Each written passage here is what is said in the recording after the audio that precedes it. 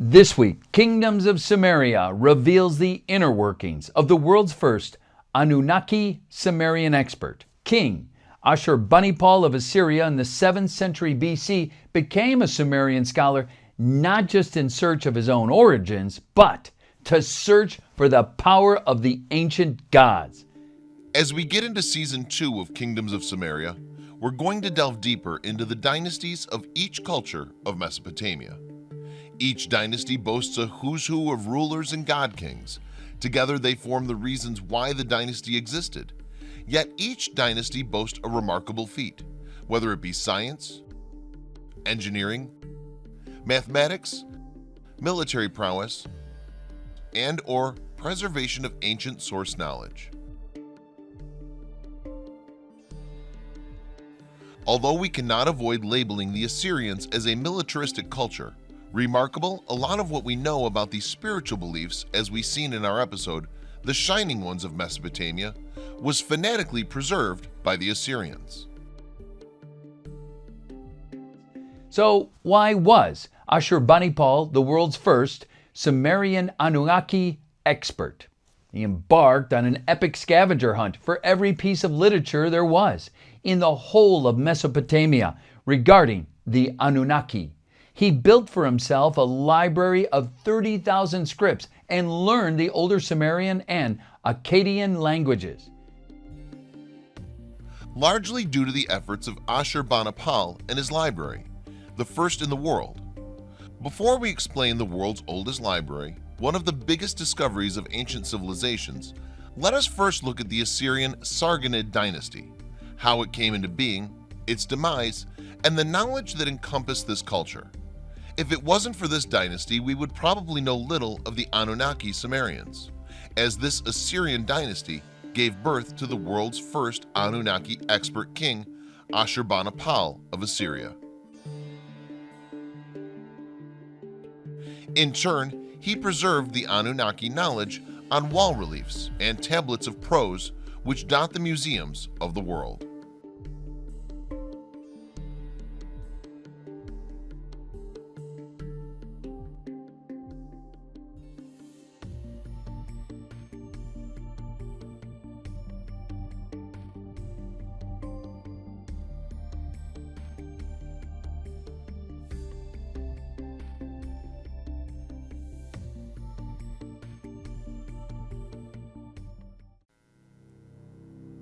The Sargonid dynasty was the last ruling house of the Neo-Assyrian Empire, 722 to 612 BCE. It began with the reign of Sargon II, reigned 722 to 705 BCE, and ended with the fall of the Neo-Assyrian Empire in 612 BCE. Some of the most famous kings in the history of Assyria come from this dynasty, and the period in which they ruled is considered the high point of Assyrian culture and military power. The last great king was اشور Bánیpal, reigned 668 to 627 BCE, most famous for his library at Nineveh. Following his death, his sons could not maintain the empire and it broke apart. Invading coalitions of those people who had felt oppressed by Assyrian rule ravaged the land and burned the cities, and afterwards the territory was governed by these diverse cultures.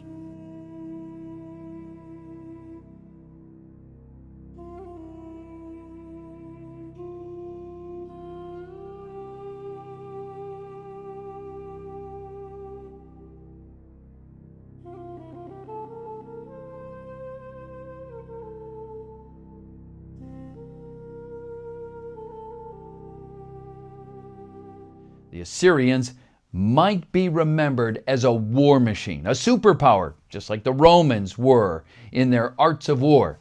They also had huge fanatics of art and literature. As a result, we know so much more about the Mesopotamia cultures.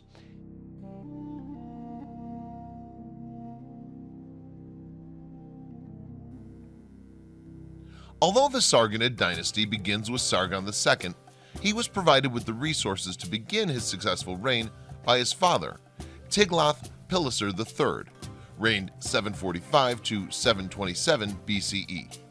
who organized the military and restructured the government. According to historian Simon Anglin, Tiglath-Pileser III carried out extensive reforms of the army, reasserted central control over the empire, reconquered the Mediterranean seaboard, and even subjugated Babylon. He replaced conscription in the military with a manpower levy imposed on each province and demanded contingents from vassal states. He defeated the kingdom of Urartu, which had again risen to trouble Assyrian rulers, and subjugated the region of Syria. According to some scholars, the Neo-Assyrian Empire begins with Tiglath-Pileser III. In the time between 745 and 705 BC, the Assyrian Empire took shape. This was the result not only of renewed military expansion, but also of new administrative structures that ensured much tighter political and fiscal control. Under Tiglath-Pileser III's reign, the Assyrian army became the most effective military force in history up until that time, and would provide a model for future armies in organization, tactics, training, and efficiency.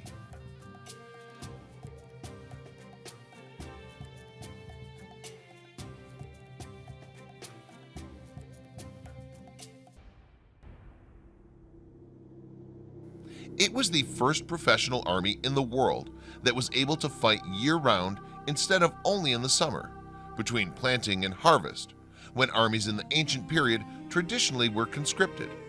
And this, in addition to their iron weapons, provided Assyria with a tremendous advantage over opponents.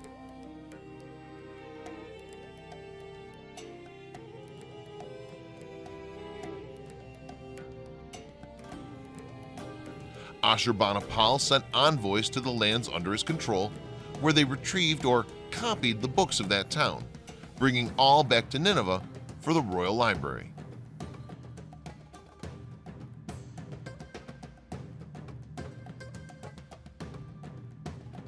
There are also numerous examples of biblical references and of the Assyrians, particularly to the Jews and to Israel. In fact, biblical scripture comes to life as we have so much historical framework to physically tie into it. Tiglath-Pileser III was followed by Shalmaneser V, reigned 727 to 722 BCE, who continued the king's policies but was not as effective in military campaigns. He also seems to have been a poor administrator and judge of people, as he overtaxed the populace and imposed forced labor even on the prestigious citizens of the city of اشور, the former capital of the empire.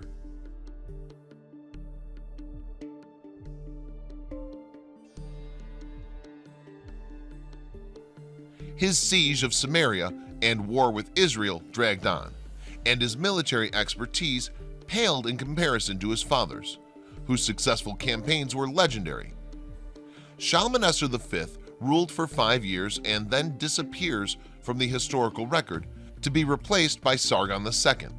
As there is no record of the death of Shalmaneser V and ample evidence of rebellions and unrest at the ascension of Sargon II, it seems clear the king was assassinated in a palace coup staged by his younger brother, who was then reviled as a usurper of the throne.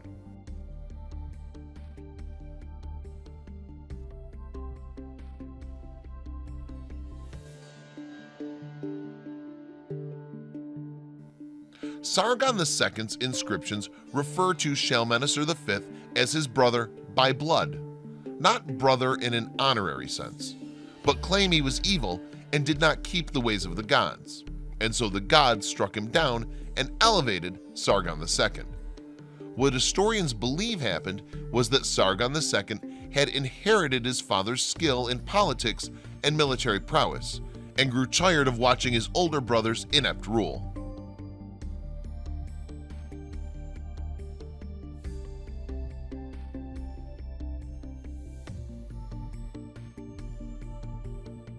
Shalmaneser V would only have been chosen as heir because he was the oldest, not because he was the most able. And so Sargon II took it into his own hands to set things right. It's only from his own inscriptions that it's known he was the son of Tiglath-Pileser III. There's no mention in court records or correspondence with Tiglath-Pileser III's younger son.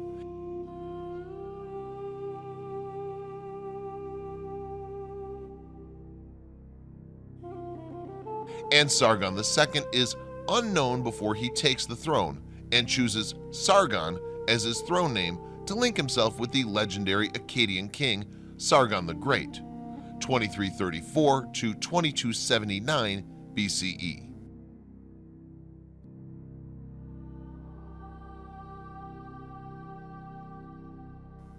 The name Sargon means true king or legitimate king, and as Sargon the Great was a usurper who chose that name to legitimize his rule, it's thought that Sargon II may have been a usurper as well.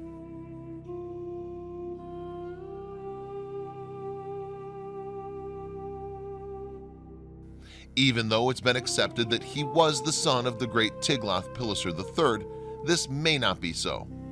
The Assyrian court and territories of the empire erupted in rebellion when he took the throne, and to some scholars, this suggests he may not have been of noble blood.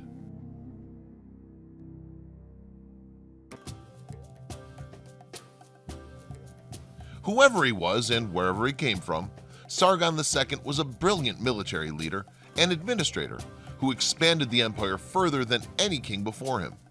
His reign is considered the absolute peak of the Assyrian Empire, and his campaigns were models of efficiency, brilliant military tactics, courage, and ruthlessness.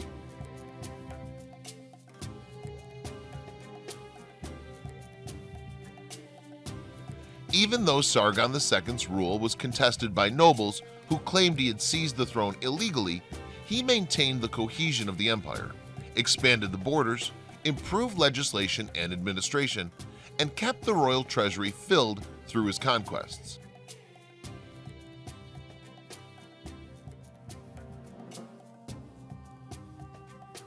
His Urartu campaign of 714 BCE culminated in the sack of the wealthy temple of Haldi in the city of Mushashir, which added greatly to Assyria's wealth. Desiring a new capital from which to rule his empire, he ordered the construction of a new city, Dur Sharukin, fortress of Sargon, which he oversaw the creation personally.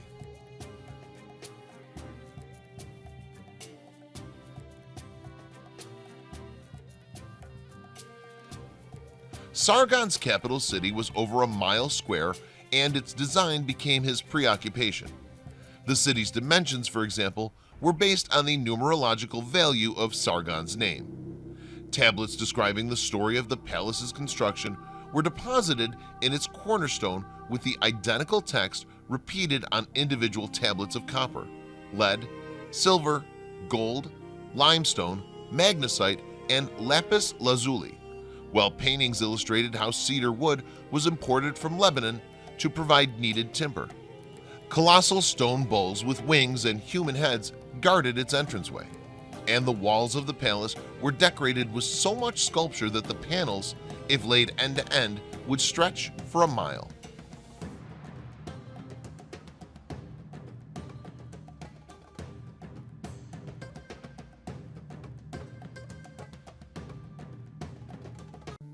The city took 10 years to build, from 717 to 707 BCE, and Sargon II moved into his grand new palace in 706 BCE. Unfortunately for him, he was not to enjoy it for very long, as he was killed in battle with the Tabal people of Anatolia the next year in 705 BCE.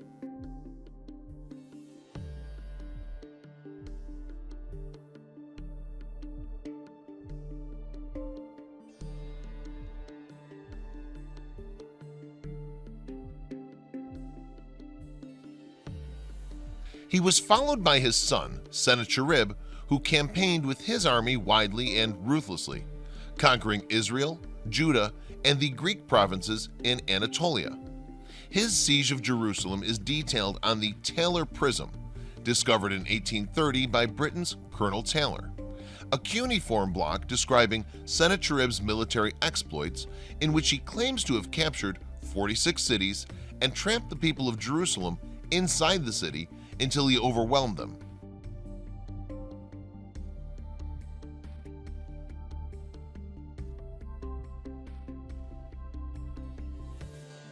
His account is contested, however, by the version of events described in the biblical books 2 Kings chapters 18 and 19, 2 Chronicles chapter 32 verse 21, and Isaiah 37, where it claimed that Jerusalem was saved by divine intervention and Sennacherib's army was driven from the field.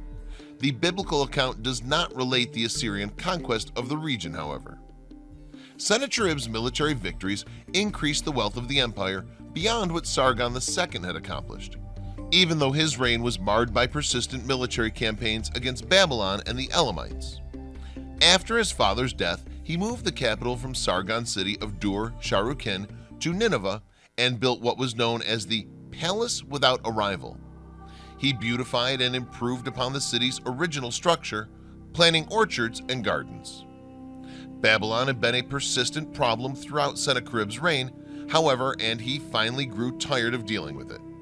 Ignoring the lessons of the past and not content with his great wealth and the luxury of the city, Sennacherib drove his army against Babylon, sacked it, and looted the temples.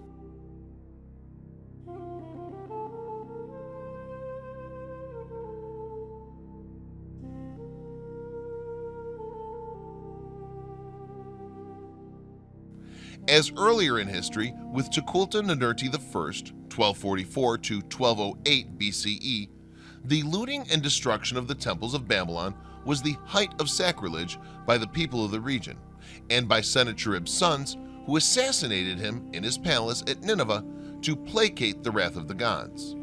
Sennacherib had chosen his youngest son, Esarhaddon, to succeed him in 683 BCE. And this did not sit well with his older brothers. While their motive in murdering their father could well have been their desire for power and to cut off their younger brother's hopes of the crown, they would have needed justification for the act, and their father's sack of Babylon provided the rationalization.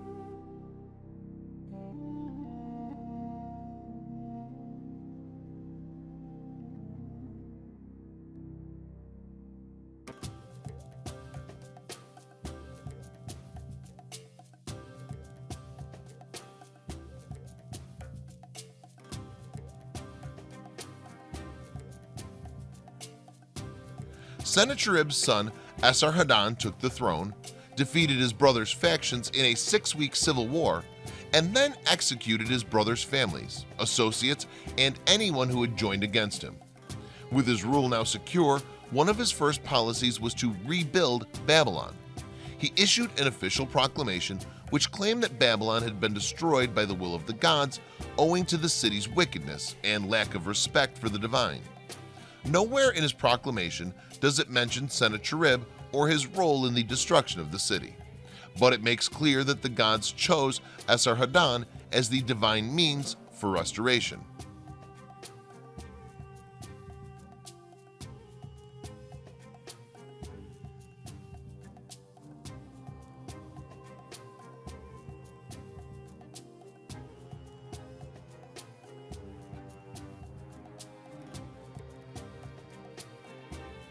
Once during a previous ruler's reign, there were bad omens. The city insulted its gods and was destroyed at their command. They chose me, Esarhaddon, to restore everything to its rightful place, to calm their anger and soothe their rage.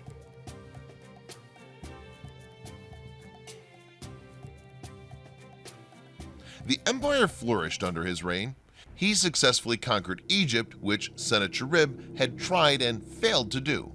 Because according to Herodotus II, 141, field mice ate through the strings of Sennacherib's archers' bows, their quivers, and the soldiers' shield straps the night before the battle. Esarhaddon established the empire's borders as far north as Zagros Mountains, modern-day Iran, and as far south as Nubia, modern Sudan, with a span including the Levant, modern-day Lebanon, to Israel, through Anatolia, Turkey. His successful military campaigns and careful maintenance of the government provided the stability for advances in medicine, literacy, mathematics, astronomy, architecture, and the arts. S.R. Hayden has come to life in recent years as his old palace was built over by his son as recent as excavations miraculously reveal. In the field of art, Assyria equaled her preceptor, Babylonia, and in bas-relief surpassed her. Stimulated by the influx of wealth into Ashur, Kalak, and Nineveh, artists and artisans began to produce, for nobles and their ladies, for kings and palaces, for priests and temples, jewels of every description, cast metal as skillfully designed and finely wrought as on the great gates at Balawat, and luxurious furniture of richly carved and costly woods strengthened with metal and inlaid with gold, silver, bronze, or precious stones. To secure the peace, Esarhaddon entered vassal treaties with the Persians and the Medes, requiring them to submit in advance to his successor. Further, Esarhaddon's mother, Zakudu, circa 701 to 668 BCE, also issued a decree known as the Loyalty Treaty of Nakia Zakuta, which compelled the Assyrian court and the subject territories to accept Ashur-bani-pal as king and support his reign. This ensured the easy transition of power when Esarhaddon died, preparing to campaign against the Nubians, and rule passed to the last great Assyrian king, Ashur-bani-pal.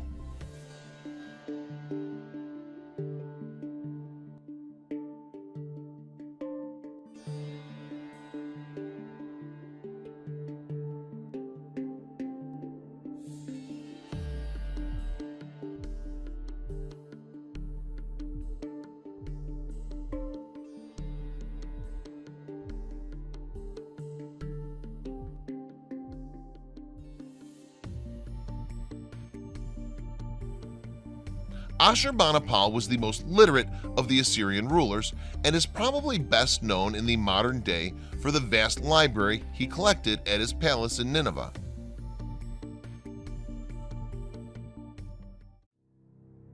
Though a great patron of arts and culture, Ashur-bani-pal could be just as ruthless as his predecessors in securing the empire and intimidating his enemies. He decisively defeated the Elamites, completed his father's conquest of Egypt, though Egypt would successfully throw off Assyrian rule, and expanded the empire further to the east and north. Elam had long posed a problem for the Assyrian Empire, and Ashur-bani-pal had already defeated them in battle once. In 648 to 647 BCE, Elam's king died, and the country became divided by civil war as different factions fought for the throne. Ashur-bani-pal saw this as an opportunity to finally defeat his old enemy and drove his army into Elam.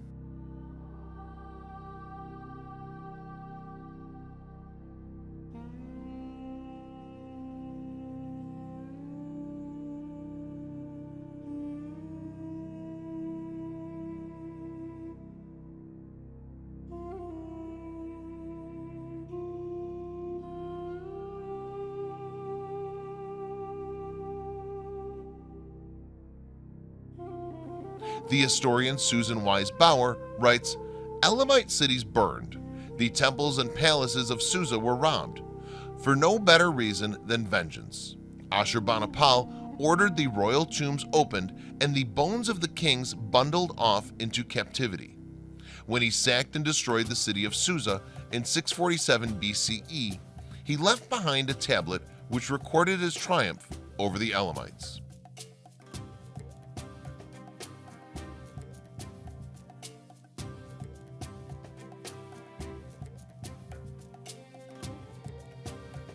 Anyone with even the slightest claim to the throne was captured and brought back to Nineveh as a slave. In keeping with Assyrian policy, Ashur-bani-pal then relocated enormous numbers of the population throughout the region and left the cities emptied and the fields barren.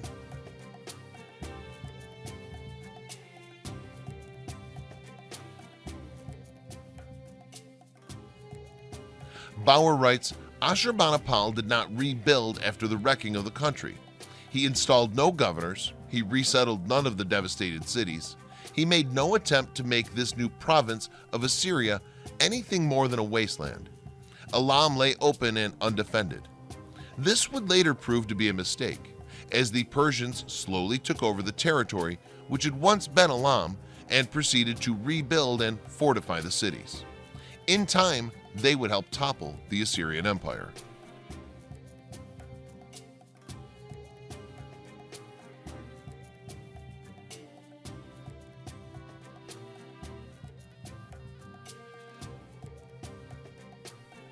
After the siege of Babylon and the destruction of Elam, Ashurbanipal turned his attention to one of his great interests, books.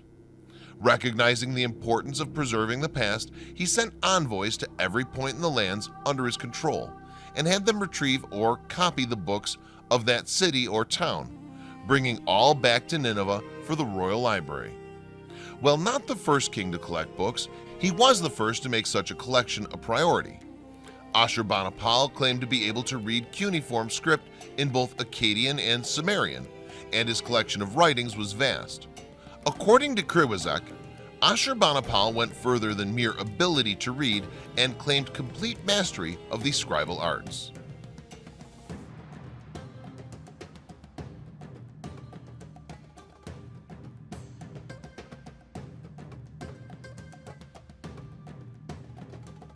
In his own words, I, Ashurbanipal, within the palace, understood the wisdom of Nabu, the god of learning, all the art of writing of every kind. I made myself the master of them all. I read the cunning tablets of Sumer and the dark Akkadian language, which is difficult to rightly use. I took my pleasure in reading stones inscribed before the flood, the best of the scribal art, such works as none of the kings who went before me had ever learnt. Remedies from the top of the head to the toenails, non-canonical selections, clever teachings, whatever pertains to the medical mastery of the gods Ninurta and Gala. I wrote on tablets, checked and collated, and deposited within my palace for perusing and reading. This is no idle boast of the king. There's actually proof that Ashurbanipal could compose in cuneiform and cites tablets which are signed by the author as Ashurbanipal, king of Assyria.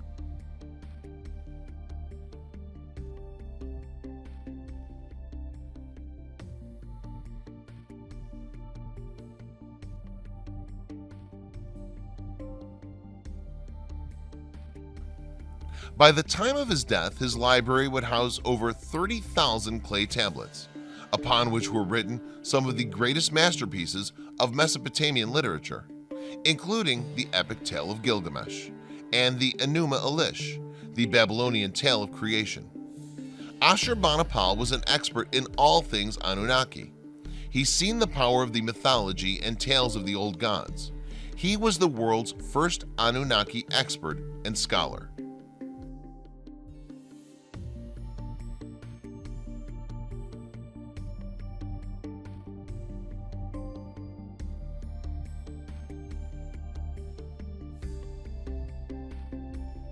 Ashurbanipal reigned over the empire for 42 years, and in that time campaigned successfully and ruled efficiently. The empire had grown too large, however, and the regions were overtaxed. Further, the vastness of the Assyrian domain made it difficult to defend the borders. As great in number as the army remained, there were not enough men to keep garrisoned at every significant fort or outpost. When Ashurbanipal died in 627 BCE, the empire began to fall apart. His successors, Ashur-etlilani and Sin-shar-ishkun, fought each other for the throne. While they were struggling for control of the empire, that very empire was slipping away. The territories under Assyrian rule saw their chance for independence and took it. Regions began to successfully break away. The rule of the Assyrian Empire was overly harsh by its subjects. Despite whatever advancements and luxuries being an Assyrian citizen may have provided, and former vassal states rose in revolt.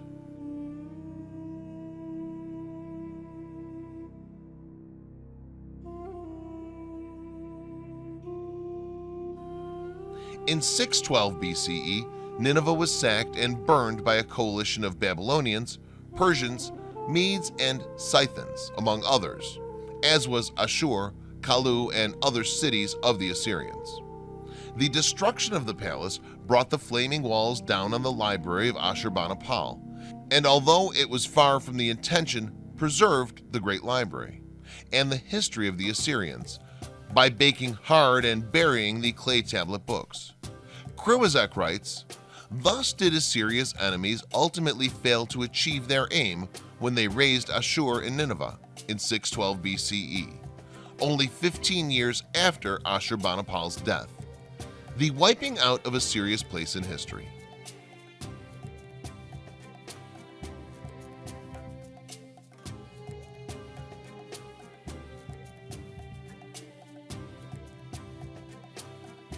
Still, the destruction of the great Assyrian cities was so complete that within 2 generations of the empire's fall, no one knew where the cities had been. The ruins of Nineveh were covered by the sands and lay buried for the next 2,000 years. The Sargonid dynasty had brought the Assyrian Empire to its highest peak of success as a political and military entity, but as later with Rome, the empire had simply grown too large to maintain. Historians have speculated that this may be why Ashurbanipal never went back to reconquer Egypt after it revolted against Assyrian rule. He may have understood that the empire was already too large to rule efficiently. He was the last king who was able to hold the empire together cohesively, but even if his sons had been better men and rulers, the empire could not have survived very much longer. It had simply grown too large and broke apart under the weight of that vast expanse.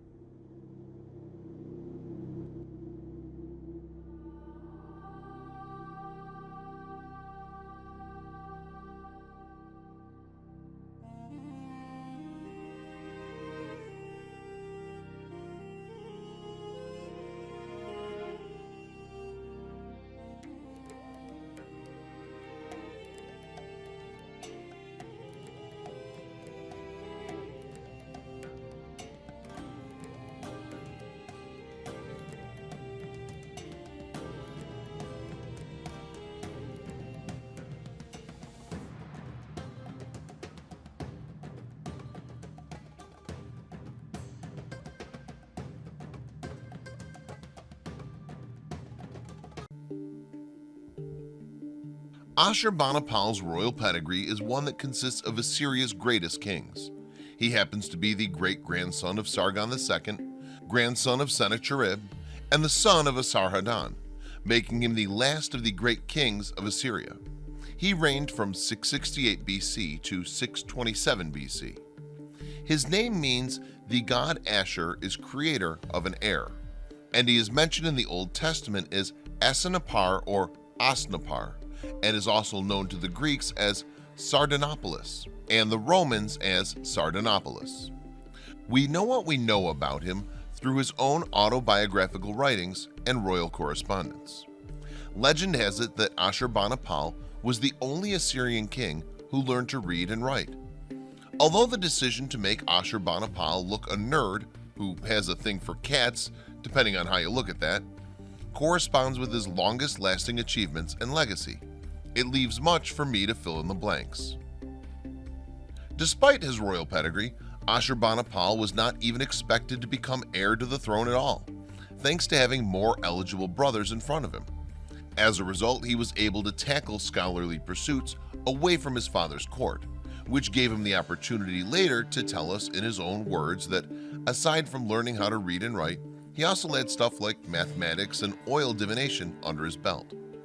Like few Mesopotamian kings before, he mastered all scribal and priestly knowledge and was able to read Sumerian and obscure Akkadian scripts and languages. Ashurbanipal had 2 tutors who influenced him, one who interested him in history and literature. This brings us to the heart of Ashurbanipal's legacy. Ashurbanipal built and maintained the first known systematically organized library in the ancient Middle East. It's the world's first modern library, but the sources I found hesitate to say so and always just say in the ancient Middle East, while at the same time pointing out the cataloging practices exercised in Ashurbanipal's library would not reach Europe until centuries later. In 1894, a British archaeologist named Sir Austin Henry Layard stumbled upon the ruins of Ashurbanipal's library at Nineveh. What survived of it after 2,000 years painted a picture of a very sophisticated library system, where subjects were separated into individual rooms, with each of those rooms holding a tablet explaining what a visitor would find in that room. These subjects etched in the approximately 30,000 clay tablets were as extensive as history and government, religion and magic, geography, science, poetry, and even what we would consider today to be classified governmental materials. One would find some 1,200 texts written on those tablets, including the standard Akkadian version of Gilgamesh, the Babylonian myth of creation, Enuma Elish, and a nearly complete list of ancient Near Eastern rulers. The tablets even came with accompanying citations that acted as a table of contents. Ashurbanipal was able to build this great library of his through not only the employment of numerous scribes, but also through various military conquests that reigned in lots of booty. One of Ashurbanipal's two tutors was a general, and it's through him that our young future king honed his athletic skills. He was trained in archery, hunting, and horsemanship, along with soldieries and royal decorum. Ashurbanipal himself tells us that such a combination of skills, along with bravery and intelligence, helped him gain his father's favor. He must not be lying, because despite there being another heir to the throne, Ashurbanipal was left in charge while his father was away. Wiseman writes that Ashurbanipal was left to command the court and nobles. No governor or prefect was appointed without consulting him, Wiseman writes. Ashurbanipal even had authority over state building projects, and his reports to his father were so stellar that he gained further favor and was left in charge of all affairs after a certain point. Then one day in December 669 BC, while on his way to reinvade Egypt, Ashurbanipal's father died. Three things helped Ashurbanipal move up the line to become king of Assyria in 668 BC. First, his older brother and heir to the throne had died in 672 BC, leaving his place in line up for grabs. Second, to ensure that the throne would go to his favorite son, Esarhaddon drafted a treaty with nearby chieftains who swore that should he die while his sons were minors, they would guarantee the succession of Ashurbanipal as king of Assyria, and Ashurbanipal's half-brother, Shamash-shum-ukin, as king of Babylonia. After his father's death, Ashurbanipal's very influential grandmother, Zakutu, required everyone to support him and to report all acts of treason to her and her grandson. Ashurbanipal was crowned king of Assyria in 668 BC. He then installed his half-brother, like his father wanted, as king of Babylonia, but with limited powers. Ashurbanipal became known, like his fathers, as King of the Universe. The universe that Ashurbanipal ruled consisted of what he inherited from his fathers and what he eventually acquired through conquest. It included Babylonia, Persia, Syria, and Egypt. Ashurbanipal expected utmost loyalty from his subjects and went after them with all his might if that loyalty ever wavered, sometimes with some disturbingly cruel methods. But as will be demonstrated in this part of the story, Ashurbanipal expected loyalty because he gave it in return. Ashurbanipal began his reign by immediately turning his attention to Egypt and Nubia, a region that had given his father trouble, and would continue to do so for years to come. After multiple clashes with revolting Egyptian kings, he managed to seize control of Memphis and sack Thebes. He went home with lots of booty and kept the region under his grip by appointing local princes supported by Assyrian garrisons. Meanwhile, the Phoenician city of Tyre committed treason by supporting the independence of Egypt and Lydia, so Ashurbanipal laid siege to the city in response. He succeeded. After quieting things down in 2 reigns of his empire, Ashurbanipal then turned his attention to Babylonia. For 16 years, he and his brother had ruled in their respective cities without clashing, despite the limited powers of Shamash-shum-ukin at Babylonia. Their relationship was so peaceful that texts described them as if they were twins.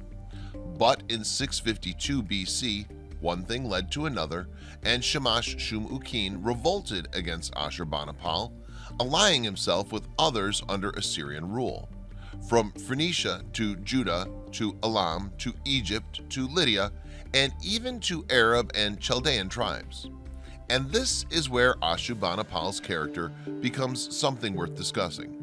Because here is his brother rising against him with the help of several others under his rule, and despite the magnitude of such devastating treason, Ashurbanipal did not fly off the handle. Not right away. Ashurbanipal decided to give his brother and the Babylonians a chance to make amends by asking them to pay a special tax for their treason. Shamash Shum Ukin must have really had enough of being under his younger brother's control, so he refused to pay the tax.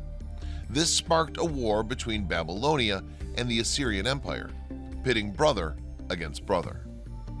Ashurbanipal was not okay with disloyalty, but he was also very principled. Ashurbanipal seemed to move in ways that avoided direct danger to his brother, and he worked more through siege warfare than through direct action, Wiseman writes. For 3 years the war drew on, bringing with it desertion and unfulfilled promises by Shamash Shum Ukin's allies. The Arabs deserted after facing intense famine, and Elam was unable to offer help as it dealt with its own inner struggles. Psychologically speaking, all of this was too much for Shamash Shum Ukin. In 648 BC, just before Babylonia surrendered to the Assyrians, Ashurbanipal's brother committed suicide in his burning palace. Ashurbanipal did not destroy Babylon. Instead, he restored it and appointed a Chaldean noble as his viceroy. The capital city of Elam was the target of Ashurbanipal's revenge. After a war with Elam that dragged until 639 BC, its capital city of Susa was destroyed by the Assyrians. Ashurbanipal left behind a tablet that spoke of what he did to the Elamite capital. Susa, the great holy city, abode of their gods, seat of their mysteries, I conquered. I entered its palaces. I opened their treasures where silver and gold, goods and wealth were amassed. I destroyed the ziggurat of Susa. I smashed its shining copper horns. I reduced the temples of Elam to naught. Their gods and goddesses I scattered to the winds. The tombs of their ancient and recent kings I devastated. I exposed to the sun, and I carried away their bones towards the land of Ashur. I devastated the provinces of Elam, and on their lands I sowed salt. He then celebrated his triumph by having 4 kings from Elam draw his chariot in a procession. His gloating knew no bounds. A relief found at his palace at Nineveh depicts Ashurbanipal leisurely dining al fresco with his wife and servants fanning them, while the severed head of an Elamite king hangs from a nearby tree. The worst part is that Toyman, to whom the head belonged, didn't just die in battle, but committed suicide at the battle scene, after which Ashurbanipal had his head cut off and taken back with him to Nineveh, where Elamite ambassadors freaked out. So freaked out were these guys by Ashurbanipal that one of them killed himself. That makes 3 suicides that Ashurbanipal was responsible for, including his brothers. The guy had some major mind power. Although Ashurbanipal did as his father did with his own sons, appointing them as co-regents before his death in 627 BC, the wars he fought during his reign weakened his empire a great deal. There's very little known about the latter part of Ashurbanipal's reign, but although he left his sons behind to rule over a rather peaceful empire, they were no match for their father, hence Ashurbanipal being the last of the great kings of Assyria. The Assyrian Empire fell in 609 BC, and Ashurbanipal's library was buried by invaders, lost for some 2,000 years before it was discovered. Ashurbanipal may have been a nerd, he may have been a ruthless and cruel man, but he always came through for those he cared about, albeit in an unconventional way. Let's just accept his gift to humanity, his library and its contents that are a treasure trove of information for scholars of library history, as well as humanity as a whole.